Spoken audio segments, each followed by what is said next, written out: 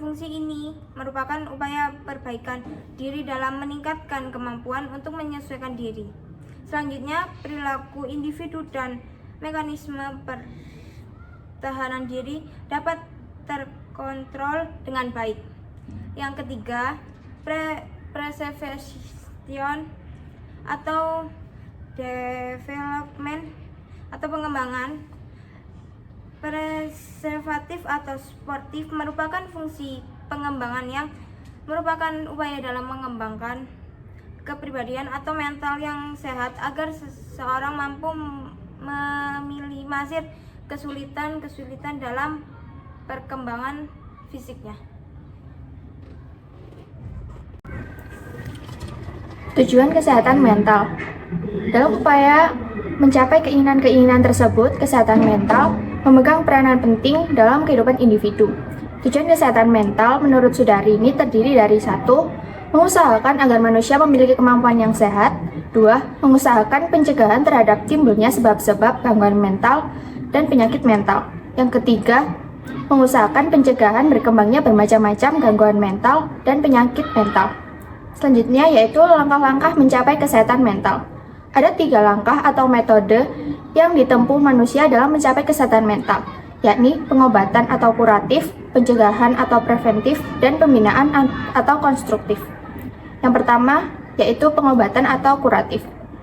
Langkah pengobatan dalam kesehatan mental adalah usaha-usaha yang ditempuh untuk menyembuhkan dan merawat orang yang mengalami gangguan dan sakit kejiwaan sehingga dapat menjadi sehat dan wajar kembali. Yang kedua yaitu pencegahan atau preventif. Langkah pencegahan dalam kesehatan mental adalah metode yang digunakan manusia untuk menghadapi diri sendiri dan orang lain guna meniadakan atau mengurangi terjadinya gangguan kejiwaan.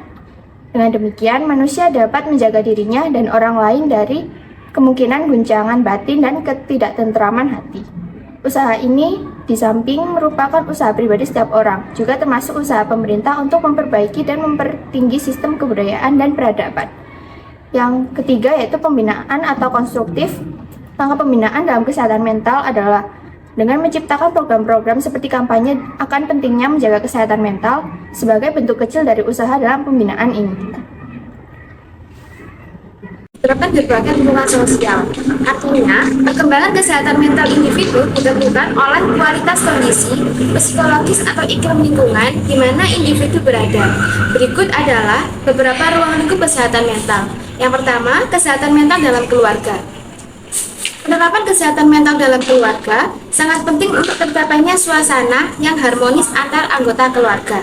Yang kedua, kesehatan mental di sekolah. Tidak sedikit siswa yang mengalami kesulitan mengembangkan mentalnya karena terhambat oleh masalah-masalahnya, seperti penyesuaian diri, konflik dengan orang tua atau teman, masalah pribadi, masalah akademis, dan masalah lainnya yang dapat menghambat eksplorasi potensi siswa, bahkan dapat menyebabkan stres. Yang ketiga, kesehatan mental di tempat kerja. Lingkungan kerja tidak hanya menjadi tempat mencari nafkah, ajang persaingan bisnis, dan peningkatan kesejahteraan hidup, tetapi juga menjadi sumber stres yang memberikan dampak negatif terhadap kesehatan mental bagi semua orang yang berinteraksi di tempat tersebut. Misalnya, individu yang terkait di dalamnya, diantaranya adalah pejabat, pemimpin, pegawai, atau karyawan. Yang keempat, kesehatan mental di bidang politik. Di bidang politik, tentu kesehatan mental sangat diperlukan. Indikasi gangguan mental pada ranah ini contohnya adalah pemalsuan ijazah, money politik, KKN, khianat kepada rakyat, dan stres yang menimbulkan perilaku agresif karena gagal menjadi calon legislatif dan lain-lain. Yang kelima, kesehatan mental di bidang hukum. Pemahaman mengenai kesehatan mental penting dimiliki oleh hakim agar dapat mendeteksi tingkat kesehatan mental terdakwa atau para saksi saat proses pengadilan berlangsung, di mana sangat berpengaruh terhadap pengambilan keputusan hukum. Dan yang terakhir, kesehatan mental di kehidupan beragama.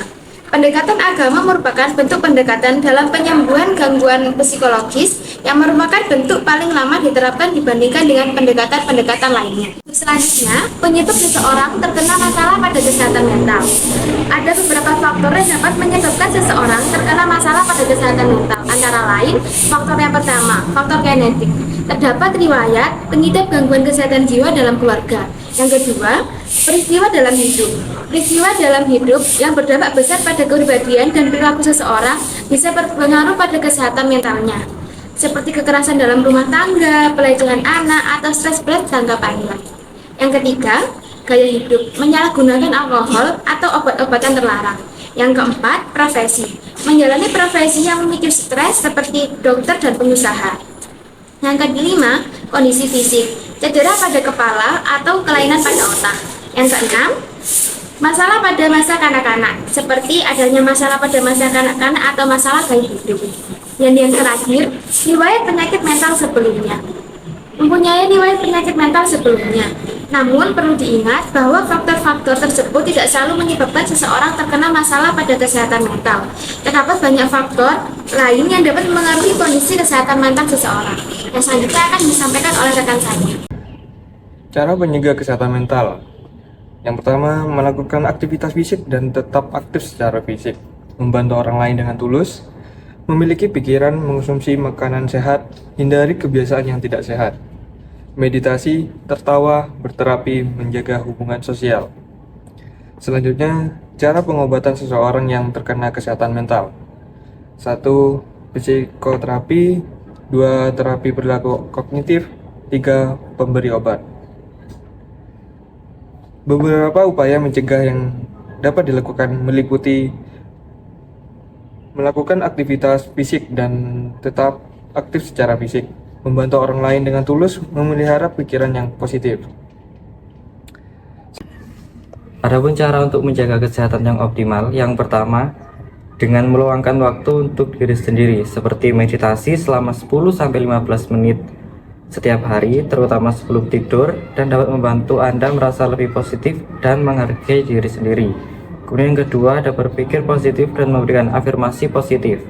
Contohnya, mengatur cara berpikir Anda dengan fokus pada hal-hal positif dan mengurangi perasaan negatif dapat membantu meningkatkan kesejahteraan mental. Kemudian yang ketiga adalah mengelola stres dengan baik, menemukan strategi untuk mengurangi stres dan mengatur perasaan stres yang menjadikan habis, seperti melakukan sport, berolahraga, atau mempraktikkan teknik relaksasi. Kemudian yang keempat ada rutin berolahraga.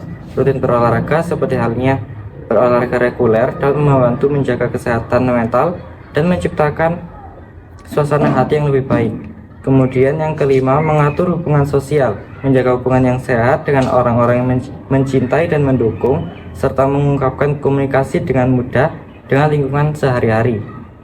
Kemudian yang keenam ada mengalami hobi positif, menemukan hobi yang membantu Anda merasakan lebih bahagia dan menyelamatkan perasaan kecewa dan kesal. Kemudian yang ketujuh, mengurangi konsumsi kesetiran, mengurangi konsumsi kafein, alkohol, merokok, atau obat-obatan terlarang dapat membantu Anda untuk menjaga kesehatan mental. Kemudian yang ke-8, tertawa lepas.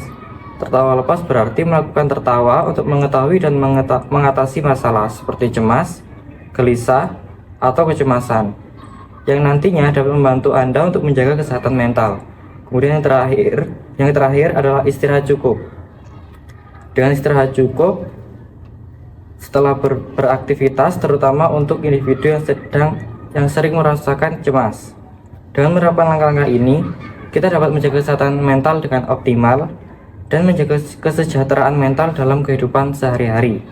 Kemudian, dalam tugas proyek ini, kami dan tim melakukan observasi kepada seluruh remaja yang ada di sekitar kita dengan cara menyebar kuesioner